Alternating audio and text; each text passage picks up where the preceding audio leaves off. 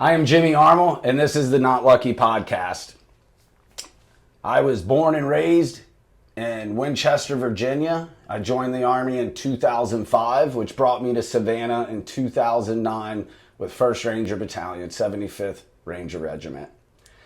I did 6 combat deployments, one with my 1st unit to Iraq for 15 months, then 5 more with the Ranger Regiment, doing everything from a rifleman to a fire team leader to a reconnaissance team leader.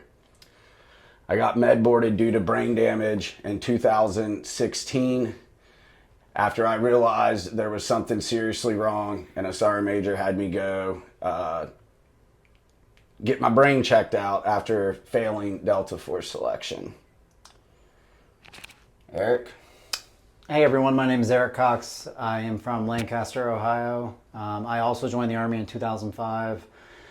I was fortunate enough to come straight to 1st Ranger Battalion. I got here in April of 2006, where I spent my entire career until 2012 and went on 6 combat deployments. I was in Alpha Company 175, 3rd Platoon for 5 of those deployments. From there, I joined the sniper section and was attached to 3 Charlie and did my final deployment in 2010. From there, I was critically injured and I almost lost my life. That's another story we'll get into later on. It was definitely a bigger job. That was a bigger job. I med boarded in 2012 and I was a married man at that point and kind of had a little bit of a rock bottom falling out, but I made my way back to Savannah with Jimmy and Not Lucky, and here I am. Here we are. So guys, we tried this podcast thing one time before. We actually had really good reactions and had some decent numbers of views. That's good. We also learned a lot on what not to do. Mm-hmm. We got this badass studio now. Yep.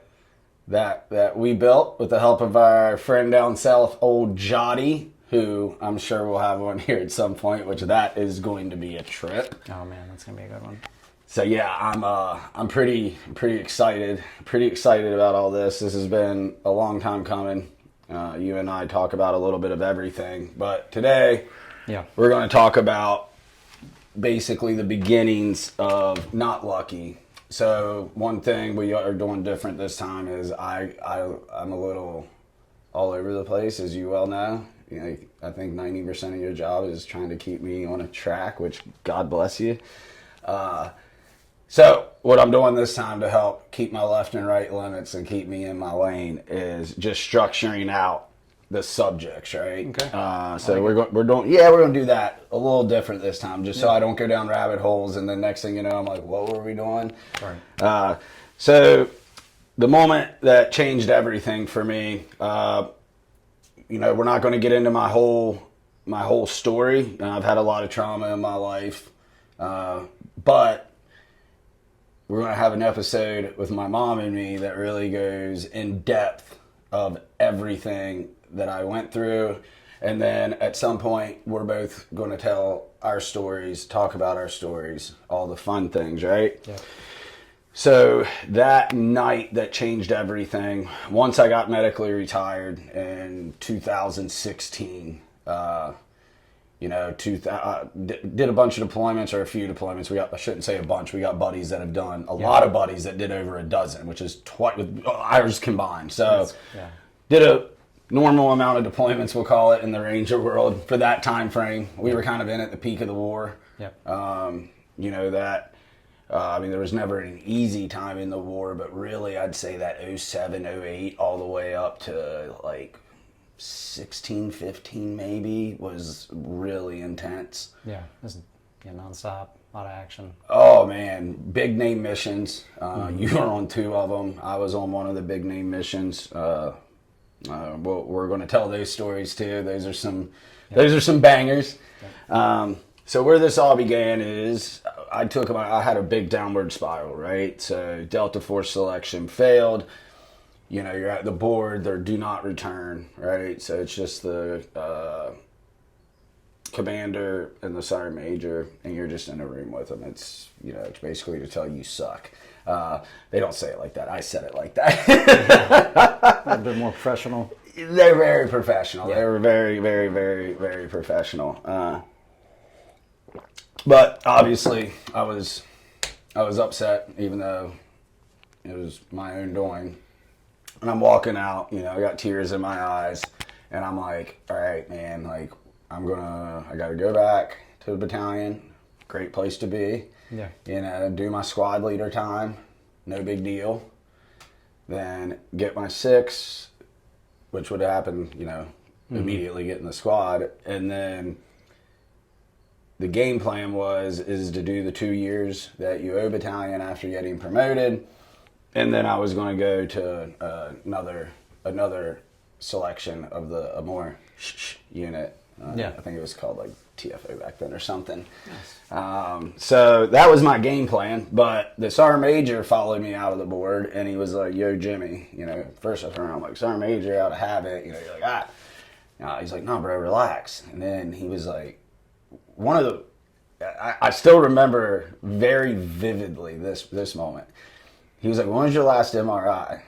I was like, "Oh, I had one on my back a few months ago before I came here." And he was like, "No, on your head." And I was like, I just remember being like immediately confused, right? Yeah. Like, why? Like, why am I going to get an MRI on my head? And I was like, never. And he was like, "Well, I really think you should." And I'm like, okay. Like, I'm kind of waiting for a punchline, like a joke, right? Like, that sounds like you're a dumbass or something, Right, know? yeah. I don't know. It's the Army, right? So, he was like, "Yeah, man." He's like, "How many concussions have you had?" Well, that immediately, in our world, especially back then, and a young ranger shared with me this week that it's still kind of a thing. I don't know if he meant he had heard about it or it's still like currently a thing, because I feel like they're doing a lot better on mental health than they used to, or at least recognizing it now. I don't know. I can't comment on how they're doing on it because I don't know, but they at least recognize it. I've seen guys of all ranks be really, really a lot more open about it than our generation was. Because we always would lie. You get home from the deployments. You remember those like things we would have to fill out online? Medical and yeah. So we were like, "Nah, man, I sleep great. No, I don't want to drink. And if I do drink, I have 1 beer." Only 2 drinks a week. Yeah. Right? They're just really big. So, as soon as he said, "How many concussions have you had?" I was immediately kind of a little bit of a wall up, right? And just started talking. I was like, "I don't know. More than some, less than others." And he was like, "Do you have headaches or anything like that?" I was like, "Well, yeah, sometimes."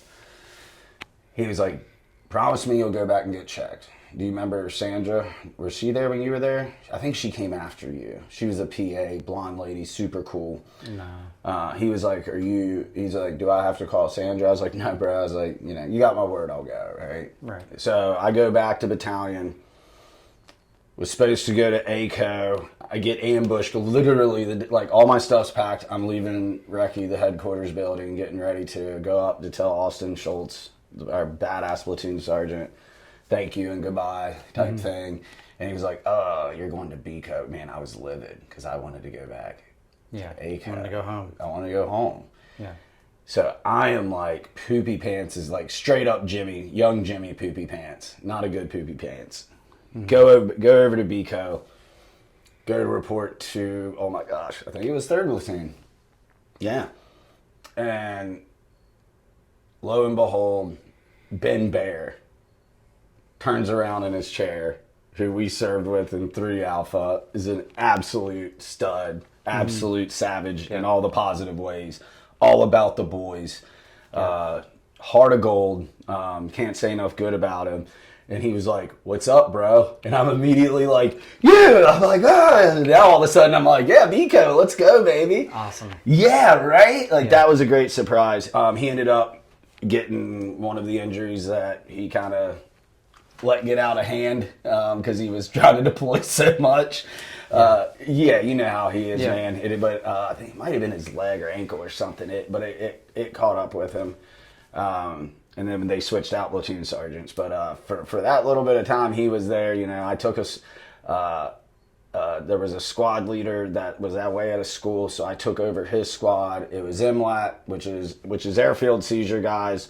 It's like Ranger Battalion's legacy mission. Yep. Yep. Absolutely miserable training event.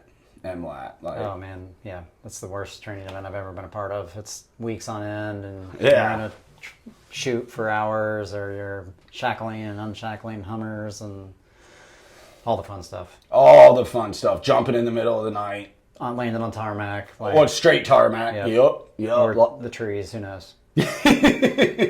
When it's a bigger job. Yep. So, took a squad, was like, hey man, this is awesome, running and gunning, doing the thing. Then the results, I'd gotten an MRI in that very soon getting back, like within a few days, I had one.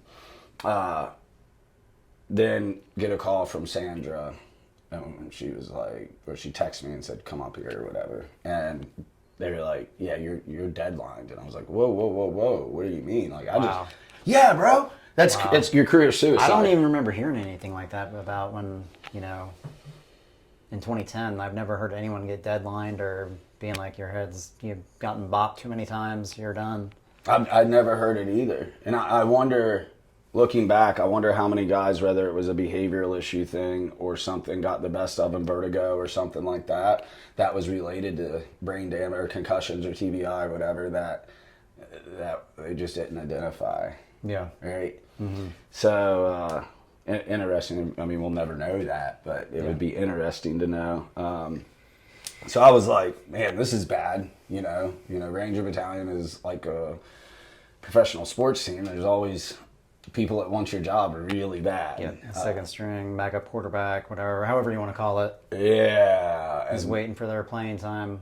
And they're hungry. Yep. All of us were ultra competitive back then, like over the top competitive. It's why we were the premier strike force, light infantry unit, direct action unit that ever walked the face of this planet. Killed and captured our unit, 75th Ranger Regiment, killed and captured more terrorists than anybody in history. Pretty cool stuff. Yeah. So I was like, man, I can't. I'll lose my job. And she was like, dude, you got like scar tissue, you got like all this other crap going on, and little broken glass looking stuff. And I'm like, okay, well, this is great. And if I remember right, the minimum safe distances that we were doing door charges on back then, I think turned out to be wrong. I feel like around 13, 14, we found out that was wrong. I can't remember. I'd have to ask somebody way more squared away than me. I don't remember that, but I feel like that was a thing. So either way, deadline, not a good thing. We had a extremely, so I was just gymming it, and then we had an extremely toxic commander. His name was Ren Betsy. Yikes. Yeah, he was after your time. Thank God you never had to meet him. Dude was like a shaved bald head, always wore like tank tops. Thought he was like Stone Cold Steve Austin. You would see him out at a bar and go the other way because he was so like embarrassing. Like, God, I hope he's not wearing anything Ranger. Squad leaders on deployment mutinied on him. Wow. They were like, we're not going out on target if he's a commander. That's crazy. Right? Wow. So, and we'll leave that. That gives me an idea. Remind me later. We're making a note. We're going to have an episode about best and worst leadership that we've had in the military, because I think that's important to talk about. Oh, yeah. Because I don't think people realize, and we love our brothers, but people slip through the cracks even in Ranger Battalion. And I also think people get twisted on what an officer does. Yeah, a little bit. I think so. So we'll touch on that. So he was like, if you can't go to the range and jump out of planes, you can't go to the gym. And like, oh, bro, Brian Jensen, I was under him at this point because the platoon sergeant that replaced Ben, he wasn't a gym fan. He wasn't a Jimmy fan. Man. Yeah, weird. He was very third bat dude, awesome dude. We ended up making amends, but just he's dress right, third bat guy, right? Like by the book, and like you know me, man. I'm more What like, do they call it? Fluff and buff and pins and patches. yeah, dude. You know, I'm over here just like, oh man, can we hurry up and get through this training cycle bullshit so we can go back to war? Like, this is stupid, man. I hated being stateside. So I'm under Brian Jensen. I'm arguably, and I'll say this about quite a few people, I've been very blessed with the people in my life. I wouldn't be here if it wasn't for Brian. He was like, dude, sir, he's got to go to the gym. He's got to have something. And the sir was like, no. And then started picking up this a whiskey bottle. Not this one. This is actually the bottle I drank the night I almost killed myself, which we're going to get to. We're getting to. So started hitting the whiskey bottle super hard. Ended up physically dependent. And then the night comes that it's like I'm done. I'm checked out. This house was covered in dog shit. I remember on 2 occasions at least, might have happened more, I don't remember, passing out, waking up on the floor, pants wet from piss, Yeah. and having dog poop on me. Yeah, man. Wild that I got like that. Like, I was fat, which is weird. Like, It happens to all of us. I know, but like, it's not supposed Were to. you Eric fat? I mean, the belly, the cheeks, I don't know. The belly, yeah. I might have had you beat on the belly, bro. I mean, my belly was out there, dog. It was bad. So the house was also covered in trash, right? So we got dog feces, we got trash, you know, outside. We live in a decent neighborhood, you know, a good middle-class neighborhood, across, kind of catty corner from a $20,000 a year rich kid school here on Wilmington Island in Georgia. You couldn't really see the front of the house because of growth. It was insane. There used to be like 6 trees out front and they never got trimmed. The grass got to like hip height. There was vines growing up in front of the house on the porch. So it was, when I say you couldn't really see it from the road, you really couldn't see much from the road. You could just tell it was a house you didn't want to go knock on the door. Actually had the ambulance called here a few times because I'd pass out outside, like hit my head. People would be driving down the street and be like, you know, call, and I'd wake up and try to fight the ambulance people because I didn't know what was going on. Complete shit show. And then one night I was like, I'm done, man. You know, I'm not paying my bills. Mortgage is getting harder to pay. You know, the only person really that would consistently pick up the phone like every time and stay on the phone was like my mom and Aunt Debbie. If there's somebody I'm forgetting, forgive me and feel free to remind me, because I'm very grateful for everybody that helped me. So turned around, went and bought this bottle right here. It's Jameson's small batch called Middleton. It says very rare. I think it was like 200 some bucks a bottle back then. Jeez. Yeah, and I was drinking. I was already I started off with Bushmills, and then as I got more broke, ended up with the shop at Jim Beam. It was like $7 a bottle or whatever. Yeah. So came in, wrote Mom, which I wish I still had it, wrote Mom a little goodbye suicide note, and then grabbed the Springfield XD 45, put it in my mouth, started taking the slack out of that trigger, which has a lot of slack in that XD, thank God. Yeah. Thank God I didn't have a SIG. Yeah. Might not have been here. Right? Isn't it crazy? 45 ACP, man, that would have been... Oh yeah, detrimental. There would have been no surviving that, because like obviously we know where to hit. we ain't gonna miss. Put it in my mouth, had the slack out of the trigger, and then my dog Skiff, who we lost to cancer just last year, coolest dog ever. Yeah, came up and did his whole like pet me thing on my leg, right? And you're familiar when he would do that, like when he's like, hey, you need to give me, he likes his attention. Yeah. I pulled the gun out of my mouth, was ugly crying. Skiff hopped up in my lap. I was in a recliner, and he put his head on my chest. I laid back, passed out. Woke up the next day, really mind fucked, for a lack of better term. Yeah. And was like, what is happening as I'm pouring a glass of whiskey, and I'm like, oh man, this is bad. 5 months or so later, got sober, or excuse me, 5 weeks or so later, got sober, had a near-death experience and withdrawals. I applied for 53 jobs. Got one phone call to watch frozen fruit go down a conveyor belt. No shame in that at all. I mean, anybody that's talked to me for 30 seconds, I would think would understand that that's not something I could do. I mean, I don't have the ability. No. I mean, none of us that served in regiment would ever be made for that. No, it's just, and especially then when that brain was racing all the time. Yeah. Could you imagine just sitting there all day for a 12-hour shift or 8-hour shift, whatever it was, and just that mind racing? Oh my gosh. Right? And they piss tested. Oh wow. Yeah. No. The audacity to count for. Yeah. How dare you? Human rights violation. That's insane. Right? Yeah. So that's what got me into charter fishing. It was the only time I wanted to be alive. Got a boat, started running and gunning. Career escalated. Then I realized that the water does something. So I just kind of started taking guys out. I was making enough money to where I could take days off where I would still fish because I had to be on the water. Yeah. But I would take the homies out, right? Had no idea, like there was nothing like we do now, right? Just take dudes out fishing. And that's how Not Lucky was born, you know?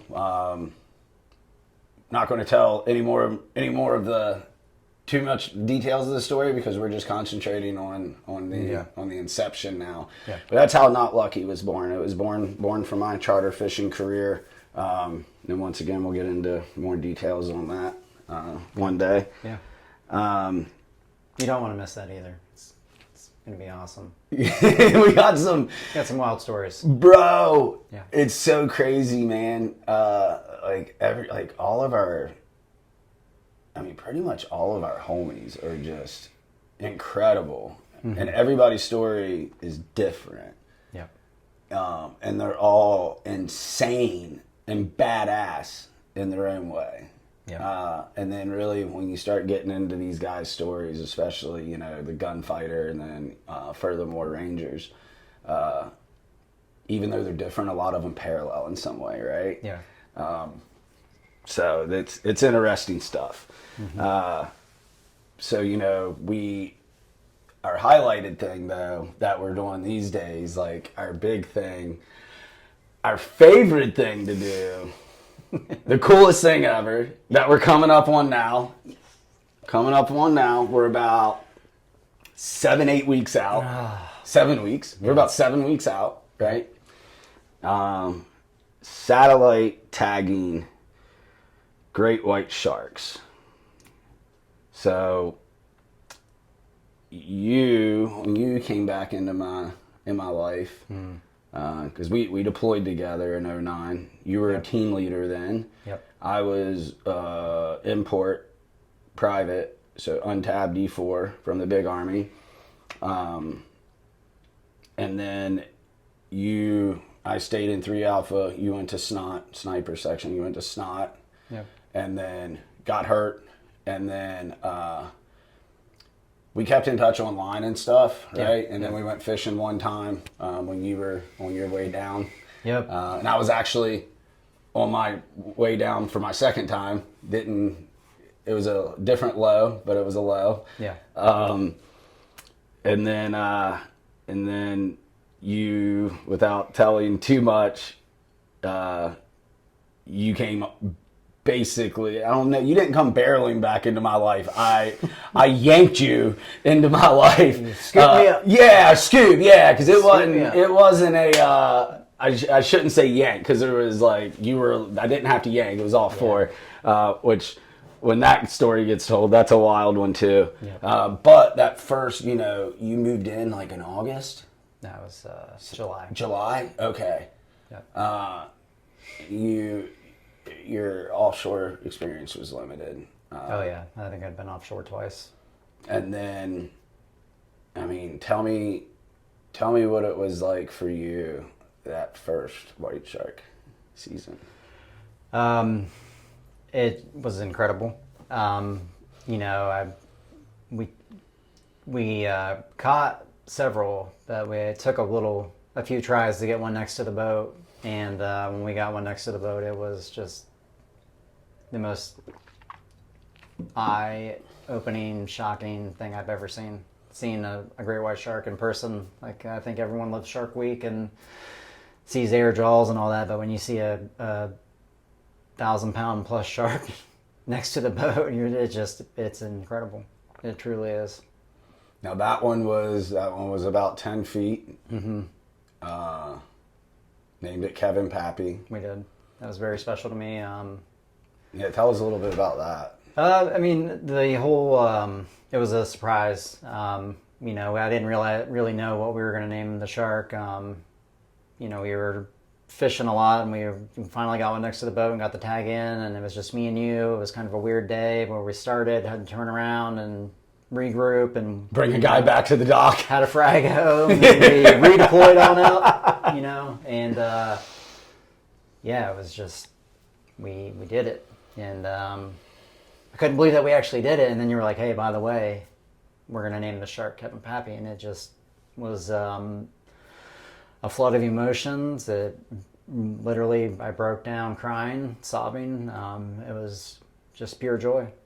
It was beautiful. It was. It was beautiful. For a long time, like I had a downward spiral, and I suffered with dependency on alcohol and was drinking a lot, and I didn't know what I was doing with my life, and I crashed hard, and Jimmy scooped me up, and man, when we deployed that first tag and he told me we were going to name it after Kevin, it was amazing. Yeah, definitely one of my favorite not lucky moments, and it's always hard to say something's a favorite, but that one was just because we have so many special moments. The emotion, man, for me, it was just like it. Well, and then that was emotional, but like, why was that emotional for you? I mean, me and Kevin started our military careers together. We started at Fort Benning at 30th AG and went to basic training, airborne, RIP, and we both went to 175. He went to Charlie Company, I went to Alpha Company, and he did 5 deployments with Charlie Company, and I was in NACO for 5 deployments. So we, would cross paths like you do with our, and you're just like, hey man, how's your career going? And he fast tracked and got his 5 real quick and got his 6 in 4 or 5 years, I think. So when I left ACO and went to the sniper section, and they were like, hey, you're going to Charlie Company, and I walked into the platoon office and saw him in there, I was ecstatic. I was like, this is going to be awesome. I was like, this is exactly where I wanted to be. And, going on that deployment was really special. We had a kind of a slower deployment in Iraq, and then we transitioned to Afghanistan. And from there, we stood up team Darby again. That's what we were in 09. So we started getting after it, going into some real recluse areas, and ended up in the Konar, and he unfortunately lost his life, and I was critically injured. Same mission. So it was, they had one medevac bird come in, and I was loaded up with him and our interpreter that got shot. So seeing someone you love, care about, and on that level, it's heartbreaking. And there's nothing you can do to train for it, and you'll never. It's images and feelings you'll never forget. Yeah, man. I mean, it's one of those. I think it's one of the. For guys like us, I think a lot of people, especially the general public, which we'll get into when we get into our personal stories, where we'll talk about like PTSD symptoms and everything else. But there's a lot of stereotypes about PTSD, and people think like we don't like fireworks or guns or blowing shit up still, and it's like, are you insane? Give me a flamethrower, 30 gallons of gasoline, about 20 gallons of diesel, and some pallets and some cardboard, and that's a hell of a Wednesday, bro.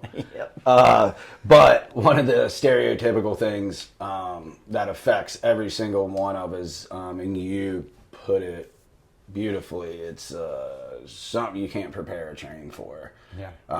Like I know when I was first in the Army, even before my first deployment,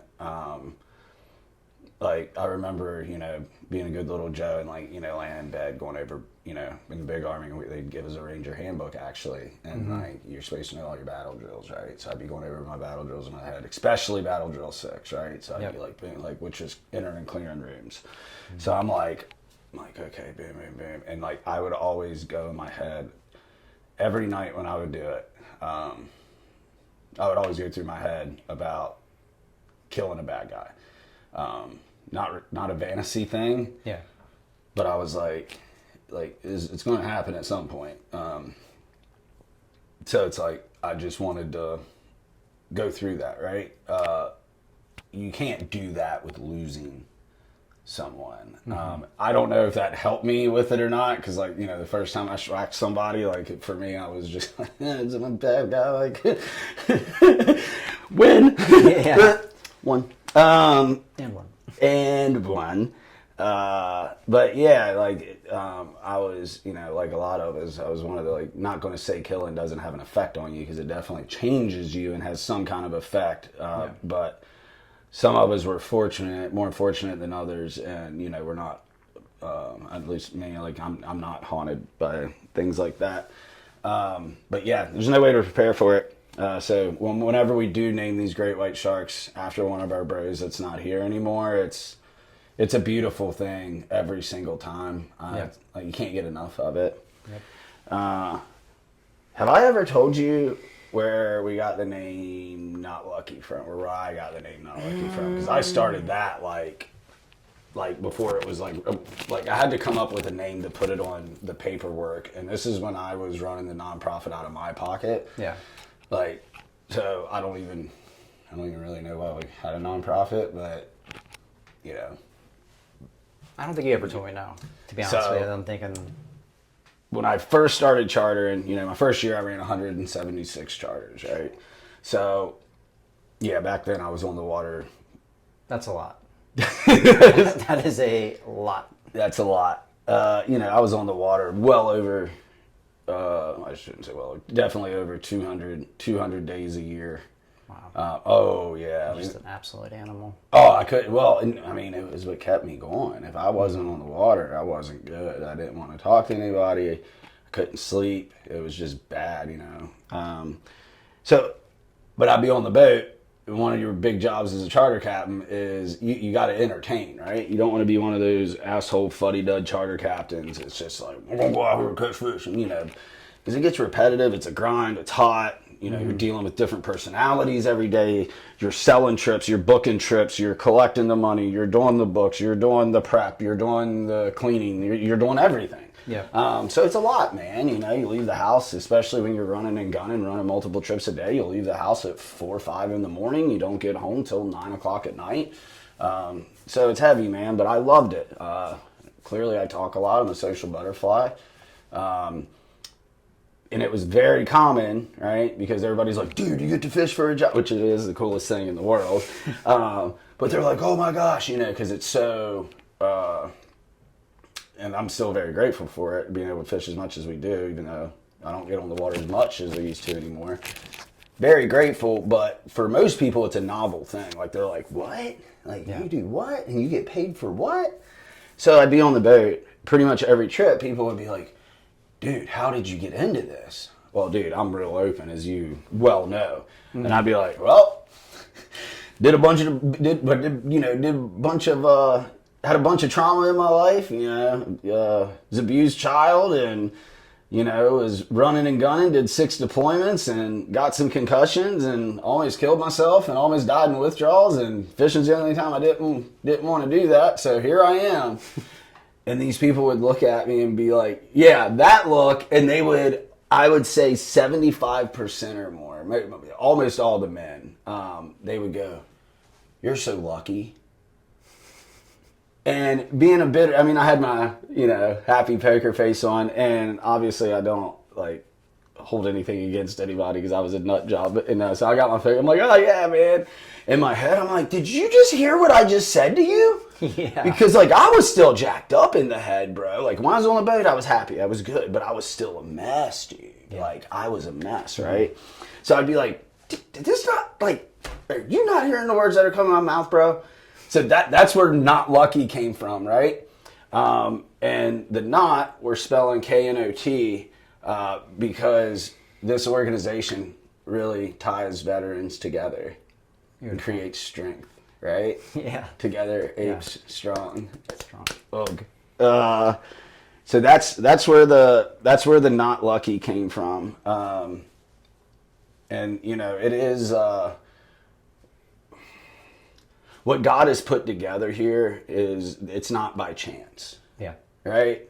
So it's not lucky. Right? It has nothing to do with luck. It's because God wanted 100%. This to happen, right? But that's the big reason it ties us together, to play on the words of everybody telling me how lucky I was when I was falling apart. So that's where the name came from. You know, and then, well, shoot, man. You know, the not lucky mission. Wow. So,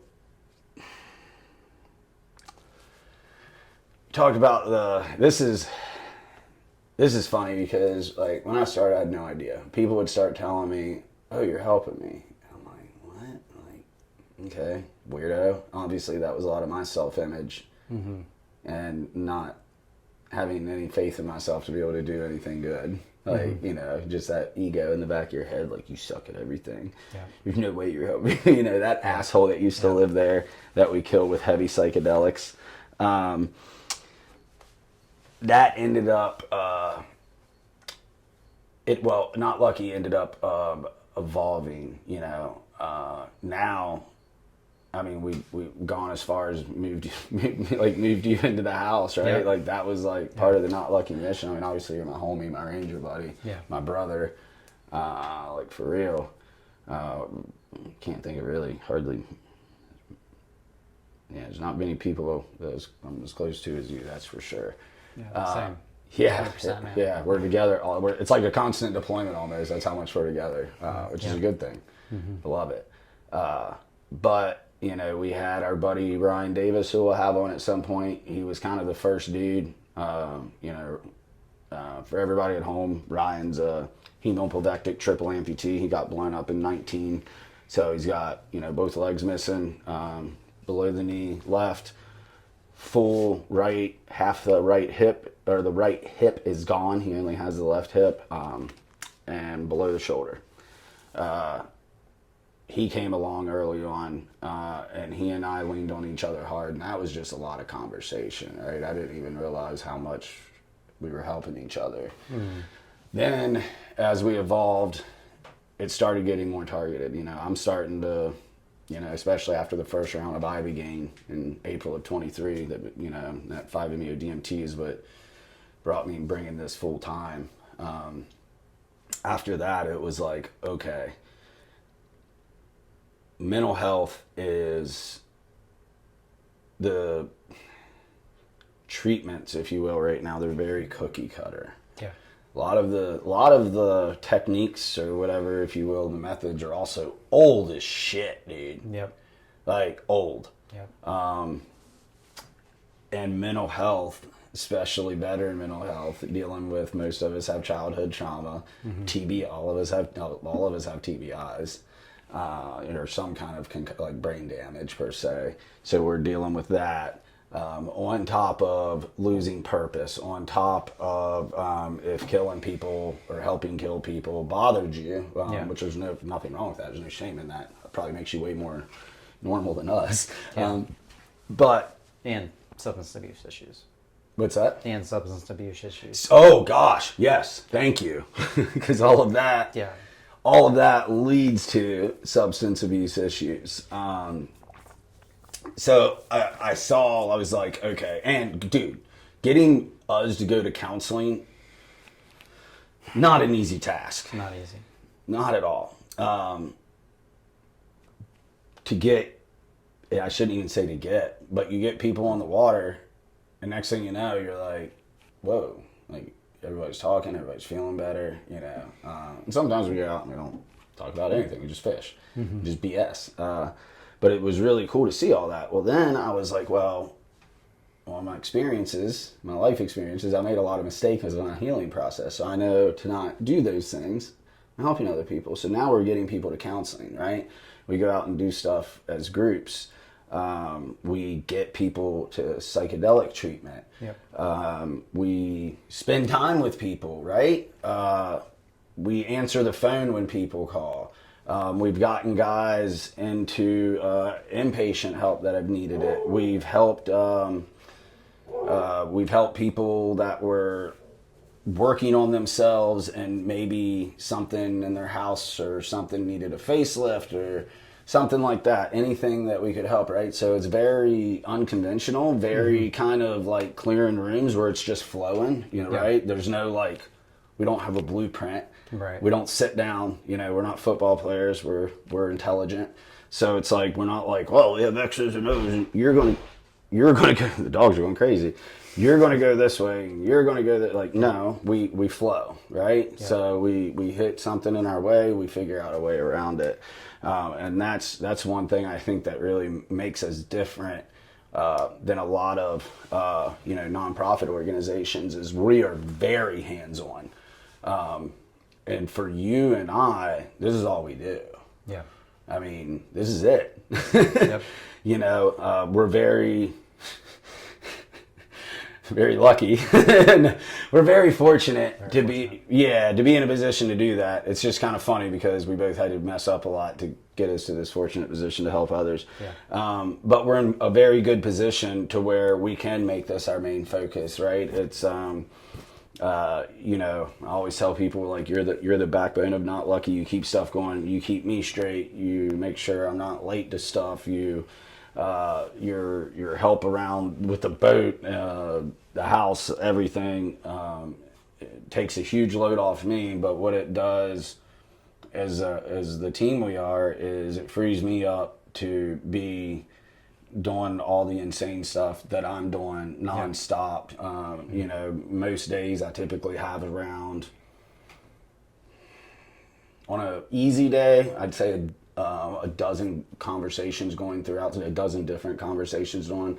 Average, I don't know, without exaggerating, I'm going to say 15. And I would definitely say, I mean, here lately, there's been a few days here in the past week where I know we were 20 plus. Wow. Conversations I had going on all at once, like throughout the whole day. And then while you're having these conversations with all these people, whether it's vets, whether it's, chasing money, whether it's something with fishing, no matter what it is, well then, I am trying to chase money. I am trying to learn this, trying to set up a podcast. Yeah. So we're very fortunate to do that. But I think that, like I said, I think that's what separates us. Not shit talking any nonprofits at all. There's a lot of good ones out there. And once again, most people don't have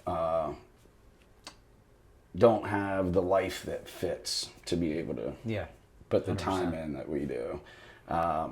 And man, maybe they're just not as crazy because it gets heavy sometimes, man. Oh, yeah. It gets heavy. You've lightened my load a lot. Like that's what you've done for me and Not Lucky is absolutely incredible. So thank you for that.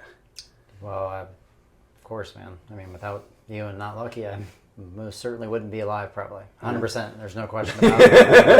That was wild. I mean, my downfall and my spiral, it would left me with nothing, literally nothing. So, I mean, without what I get to do for Not Lucky and giving back to the veteran community, I mean, what you've done for me has inspired me to want to give back to as many veterans as I can to help so they don't go down the same route that I did and, lose literally everything, including your freedom. So, like, I would give up everything to help anyone not do that. That's a beautiful thing, man. That's a rare trait you have. And on that, guys, we're keeping this we're keeping this as the, macro of what's going on for all you new folks out there. I hope you liked what you saw. Also, we can't do this without the help from all of you. So when you see us posting online, we're active on Facebook, Instagram under Not Lucky Fishing. You can Google us. You can find anything. All of our. You can find anything if you Google. You can find all the information about us. If you want to donate, guys, go to notlucky.org. KNOTLUCKY.org. You can donate there. If you know a veteran, give them our info, man. My number is. Are you ready? 540-535-8426. For those of you slow getting your phone or an ink pen, that's 540-535-8426. I've actually, every once in a while, we'll have, we've had people that I've met in passing or whatever that are civilians that have, you can tell are struggling or mention struggling. We are a veteran organization, guys, so we can't take you on the boat and all that, but I am more than happy to talk to you guys about what helped me, or if it's, you're thinking about psychedelic medicine, hit me up, because it's a scary thing for people, but it's absolutely beautiful, and I spend a lot of time researching that. I'm actually headed to, I don't even know where I'm going, I think Louisiana. The plane ticket got sent to me and changed in the oil today. I don't remember where I'm going. I'm sitting with some rich white guys, the politicians, and helping them create legislation to get psychedelics approved for veterans. That's incredible, man. That's absolutely incredible. I mean, yeah, I think that's what I'm doing. That's what I'm tracking. They just kind of sent me this itinerary. It was 2:00 Wednesday in whatever town, and like I said, I think it's Louisiana. I don't remember. But I'm excited about that. But guys, reach out if you know a vet or active duty. They never had to deploy, and guys, you don't have to have issues. Vets and active duty, you guys do not have to have issues to come and enjoy the water with us. We might have framed that like, you gotta be insane to come with us. No, not at all, guys. We some of I always say I've got vets and active duty that I see one time and they come on the boat, and then I got some that show up and never leave.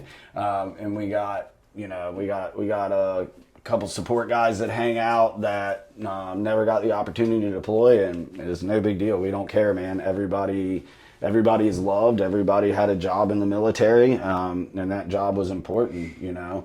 The only requirement to stay around with us is, don't lie, especially about your service. We don't tolerate that. Yeah.